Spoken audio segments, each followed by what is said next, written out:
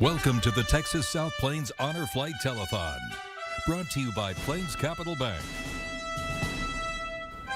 If you've placed a donation, thank you so much. Every single dollar matters when we try to get our veterans to Washington, D.C. to see those monuments, memorials, and museums that were built in their honor. You can call right now. We've got the phone bank ready, 855-367-6430, or you can text Honor Flight, all one word, to 53555. And we appreciate this $1,000 donation from Capital Auto family this evening. They're actually staffing the phone bank, so give them a call.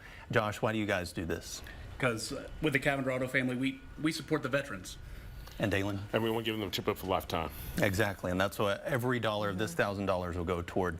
So thank you to the Cavender Auto family for this donation and for staffing our phone bank. Again, as Christy mentioned, 855-367-6430, or you can text Honor Flight to 53555. We love that sound. I know, we it's great. we got to put them to work. So in the meantime, our stop on the National Mall is the most significant part of the Honor Flight, with wreath lanes at the Korean and Vietnam memorials. Thank you for calling the Honor Flight. On a quiet morning in Washington, D.C., 4 Korea War-era veterans march up their war memorial, slowly along a wall of faces, past statues of troops, all symbols of their service in an often forgotten war. Sometimes it was hard going. It was a rough time. Al Hollingsworth was Special Forces in the Korean War.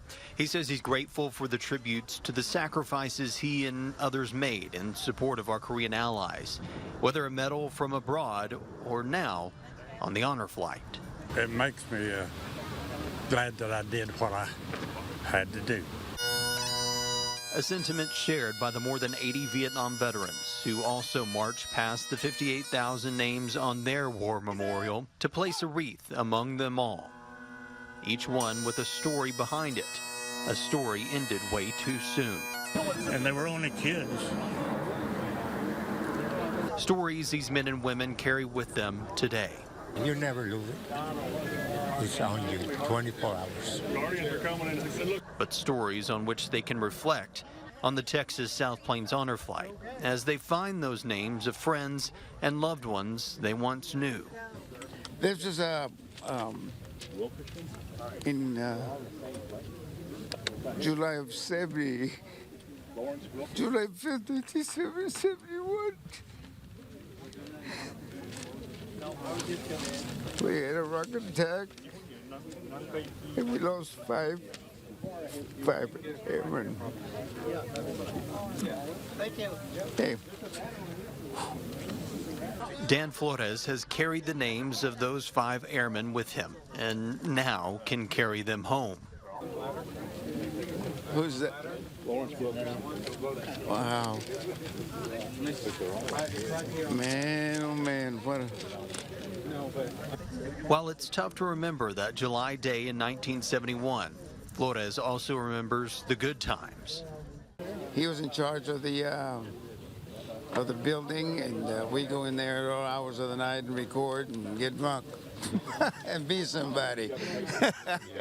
And now he says this flight has helped him say goodbye.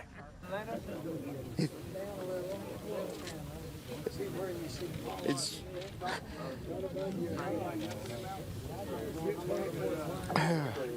just, it's a closure.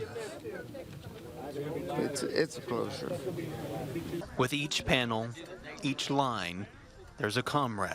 These are like high school class. And there's a hero. Bygone people I served with, their families will never see their father. Why am I here and not here? Oh, pardon me. For some, this wall is difficult to see. I just feel like my heart belongs with everybody. So, I'm glad. But all are grateful to be here. It's an opportunity of a lifetime. I thought I'd never get to see it. Because while these veterans remember the ultimate sacrifices, I said, "What you doing in my truck?" He said, "No, you were in guard all night. I'll take care of it." Well, they shut the front tire of it and rolled the truck and killed both of them. they remember the courage and bravery They were special guys. All of them. And all of them, they hope we never forget. Think of their families. They never got to know the dad. The wives that never got to say hello to their husbands coming home.